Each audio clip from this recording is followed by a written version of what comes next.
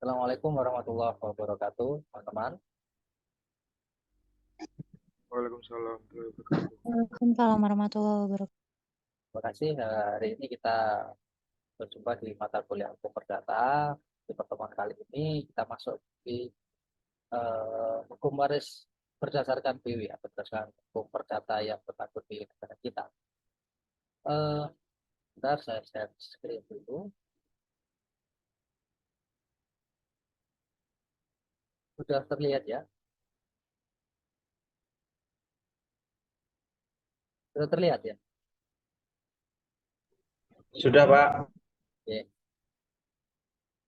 Sebelum dilanjut, silahkan, saya ingin dengar pendapat teman-teman. Yang diketahui tentang waris itu apa selama ini? Monggo, siapa? Saya Pak, Siapa? Ya, Pak Maria. Nah, waris yang saya tahu itu hukum yang mengatur tentang harta kekayaan seseorang yang sudah meninggal. Jadi dia ngatur gimana pembagiannya, terus siapa aja yang dapat dan berhak seperti itu. ada yang lain mau menambahkan atau pendapatnya mau melengkapi atau berbeda bahkan pendapatnya? Saya Pak izin menambahkan. Silahkan, karena Ya kalau saya sepakat tadi bahwasanya hukum waris itu adalah hukum yang mengatur untuk pembagian harta warisan dari almarhum kepada sanak keluarga yang berhak.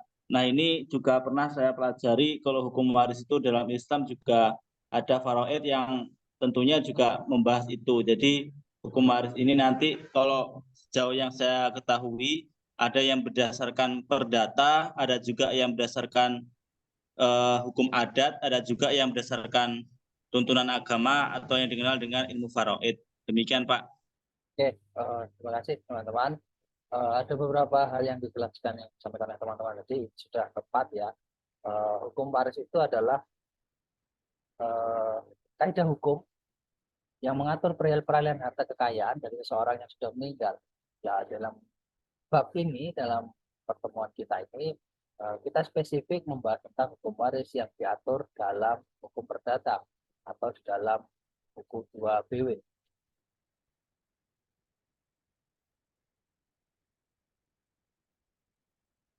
Hukum waris adalah hukum yang mengatur mengenai apa yang harus terjadi dengan harta kekayaan seseorang yang meninggal dunia. Dengan kata lain, mengatur peralihan harta kekayaan yang ditinggalkan seseorang yang meninggal serta akibat-akibat bagi ahli waris. Pada asasnya yang dapat diwariskan hanya hak-hak dan kewajiban di bidang hukum kekayaan saja. Jadi harus diberi batasan di bidang hukum kekayaan kalau di dalam BW. Kecuali hak dan kewajiban di bidang hukum kekayaan yang tidak dapat diwariskan. Contohnya ini adalah hal yang tidak bisa diwariskan, yaitu perjanjian kerja, hubungan kerja, keanggotaan perseorangan atau pemberian kuasa. Hak-hak dan kewajiban di bidang hukum keluarga yang dapat diwariskan, hak suami menyangkal keabsahan seorang. Kalau yang hal yang satu ini yang di luar bidang kekayaan tapi bisa diwariskan adalah ketika seorang laki-laki, di dalam hukum perdata kan seorang laki-laki itu bisa menyangkal keabsahan seorang anak ketika terjadi ada seorang anak yang muncul, dia mengklaim mengaku bahwa dia adalah seorang anak dari seorang laki-laki. Ini kan ada hak dari seorang laki-laki atau seorang suami untuk menyangkal keabsahan anak tersebut. Nah, hak untuk menyangkal ini yang juga termasuk dalam satu hal yang bisa diwariskan.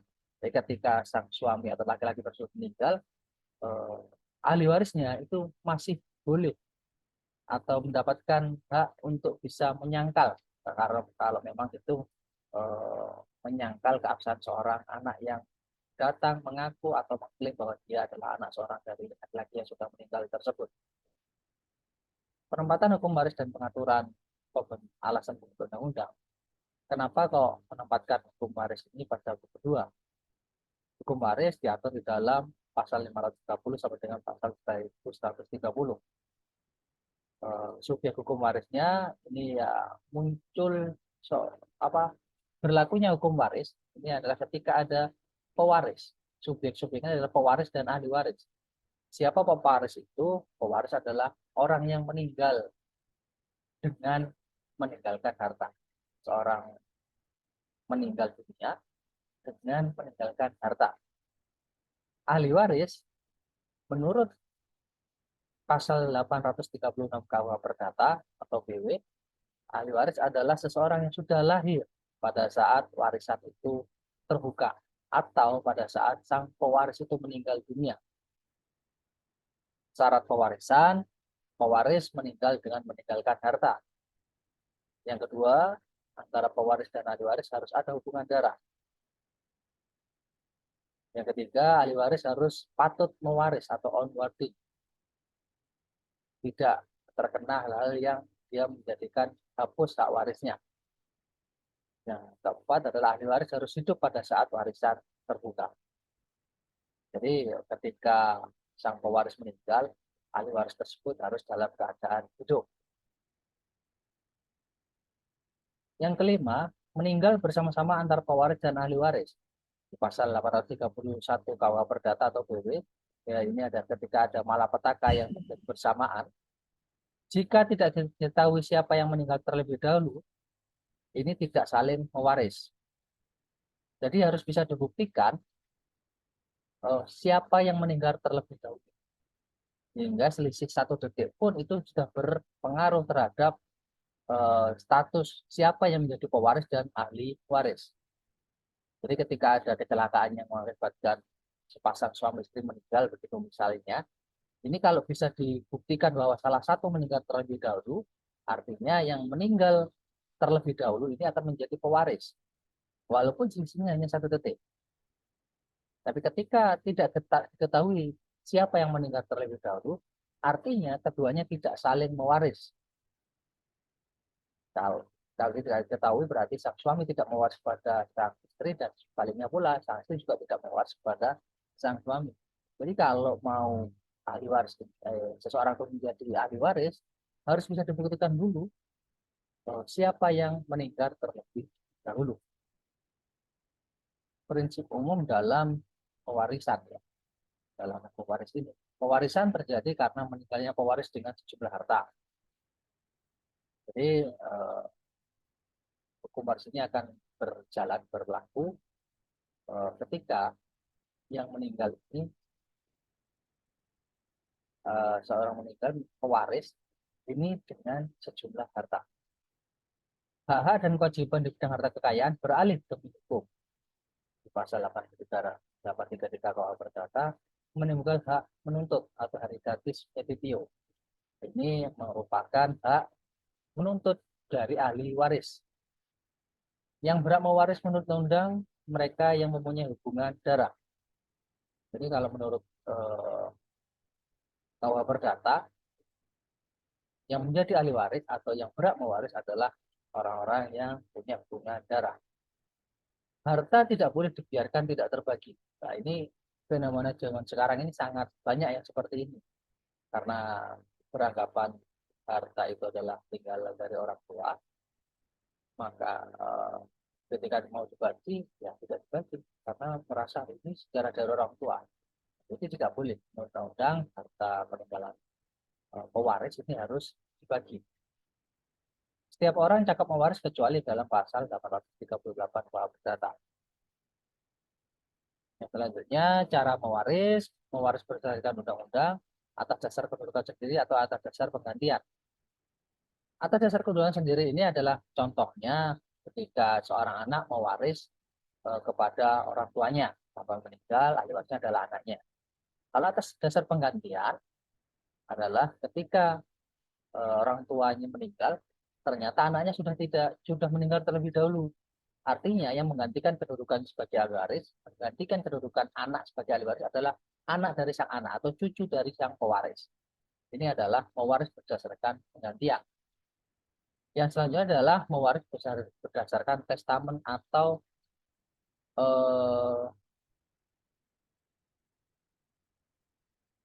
catatan wasiat, ya Allah. Testamen itu wasiat.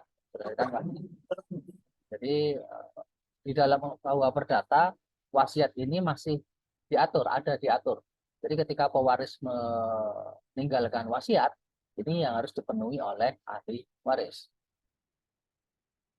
Unsur kewarisan, ya tadi sudah tersampaikan ya, pewaris, orang yang meninggal, ahli waris itu orang yang menerima warisan, dan ada harta warisannya, yaitu harta kekayaan yang ditinggalkan. Jadi unsur kewarisan ada 3 ini yang harus dipenuhi untuk bisa hukum waris berdasarkan teori ini berjalan. Unsur hukum waris, unsur individual, seseorang yang mempunyai kebebasan untuk mengubahkan atau memberikan kekayaannya kepada orang lain menurut kehendaknya. Jadi di dalam bahwa perdata itu seseorang pewaris gitu misalnya, kalau dia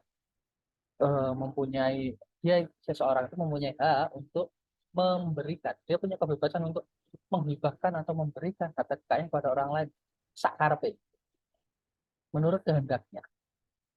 Selama itu menyangkut dirinya sendiri. Jadi seseorang itu punya kebebasan, harta-harta saya mau saya berikan ke siapa, terserah saya, begitu bahasanya, dengan melalui testament atau wasiat tadi. Yang kedua ada unsur sosial. Undang-undang memberikan pembatasan terhadap kebebasan yang bertujuan untuk melindungi kepentingan mereka. Pembatasan tersebut dalam bentuk bagian tertentu atau bagian mutlak bagi ahli waris yang tidak dapat disampaikan oleh pewaris.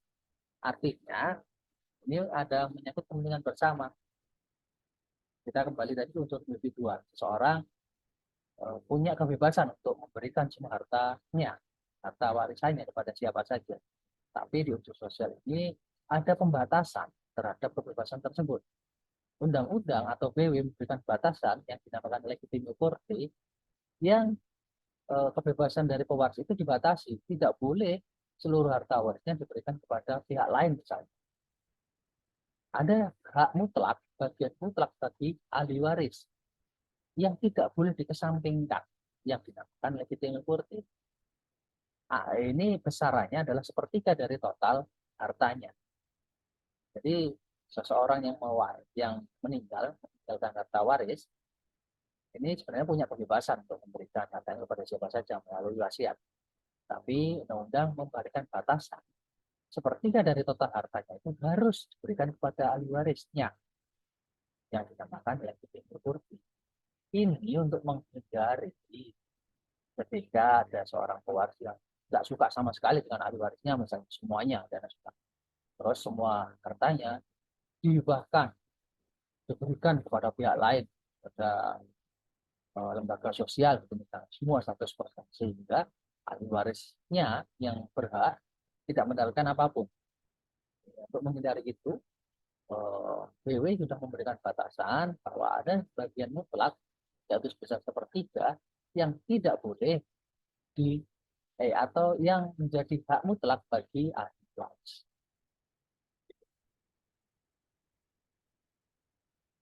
Jadi ya, cara mewaris yang pertama berdasarkan undang-undang, jadi ya, berdasarkan kebutuhan sendiri atau pengganti. Yang kedua berdasarkan wasiat. Wasiat itu adalah pernyataan kepada pewaris mengenai apa yang terjadi agar terjadi dengan hartanya sesudah seseorang itu meninggal. Ada beberapa hal, yaitu ersteling, penunjukan ahli waris sebagai ahli waris. Di dalam testament tertulis si A anak saya sebagai ahli waris, itu artinya ersteling. Legat adalah pemberian melalui testament kepada orang tertentu.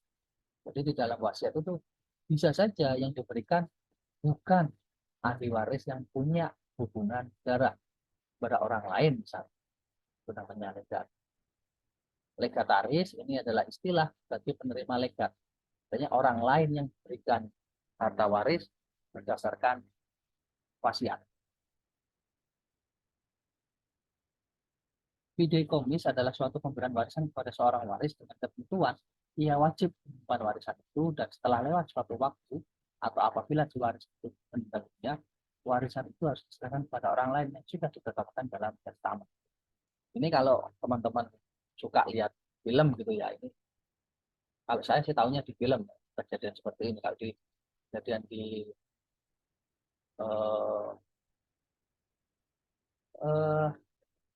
nggak bisa melihat share screen saya ya. Mohon maaf teman-teman.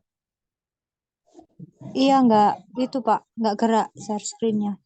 tetap di halaman pertama. Mohon maaf ya. Ya, saya skip ulang. Sudah? Sudah, Pak. Nah, ini fideikommis ya. Fideikommis itu adalah pemberian warisan terhadap seseorang yang keluar. Kejadiannya seperti ini, teman-teman. Contohnya ya, seseorang itu menulis surat wasiat, memberikan setengah dari harta kekayaan saya kepada ponakan saya yang namanya Budi, misalnya. Dengan ketentuan setelah Budi nanti usia 20 tahun atau setelah Budi meninggal, setelah Budi umur 40 tahun atau Budi meninggal, harta ini harus diberikan kepada cucu saya yang namanya Andi. Jadi sudah ditentukan harta ini seperti dititipkan begitu. Dititipkan kepada ahli waris, tapi ada ketentuan waktu-waktu tertentu, ada batas waktu tertentu, atau ketika yang dititipkan ada meninggal, harta itu harus diserahkan kepada orang lain yang sudah juga ditentukan di dalam surat wasiat tersebut. Istilahnya menitipkan.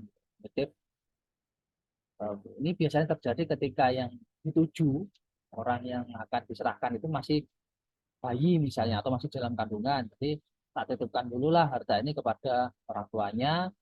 Nanti kalau sudah orang tuanya ini umur 20 atau orang tuanya umur 40 tahun, artinya anak ini sudah umur 20 tahun misalnya, atau orang tuanya sudah meninggal, nah harta yang ditinggalkan kakeknya ini akan diberikan kepada cucunya. Misalnya seperti itu. Kejadian seperti itu sih di kehidupan nyata saya belum pernah ketemu. Nah, ketemunya di film-film saja. Nah, ini legitimate property yang tadi sudah saya singgung, bagaimana ada bagian mutlak bagi ahli waris yang harus dipenuhi, yang harus yang harus diterima oleh ahli waris bagaimanapun keadaannya. Walaupun pewaris gak senang sama sekali kepada seorang ahli waris misalnya, tapi dia punya bagian mutlak yang harus diberikan berdasarkan undang-undang. Prinsip pewarisan yang dapat beralih kepada ahli waris adalah hak dan kewajiban pewaris yang terletak di bidang hukum harta benda atau harta kekayaan, tidak di bidang yang lain. Dengan meninggalnya seseorang, maka seketika itu juga beralihlah semua hak dan kewajiban waris pada ahli waris. Jadi bahasa gampangnya adalah ketika seseorang itu meninggal, disitulah hukum waris berlaku. Artinya ketika seseorang itu bingung untuk meminta atau membahas tentang warisan, tapi ternyata orang tuanya itu masih sehat saja, itu artinya doakan orang tuanya untuk